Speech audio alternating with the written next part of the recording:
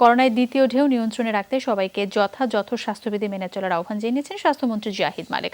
মানিকগঞ্জে কর্নেল মালিক medical college ও হাসপাতালের বহির্বিভাগ উদ্বোধন শেষে তিনি আহ্বান জানান। মন্ত্রী বলেন, মৃত্যুর হার আবারও বাড়ছে, তাই সবাইকে মাস্ক পরতে হবে। তিনি দাবি করেন, দেশে করোনা পরিস্থিতি নিয়ন্ত্রণে আছে, অর্থনীতিও ভালো, কিন্তু একটি মহল অপপ্রচার চালাচ্ছে বলে মন্তব্য করেন জাহিদ মালিক।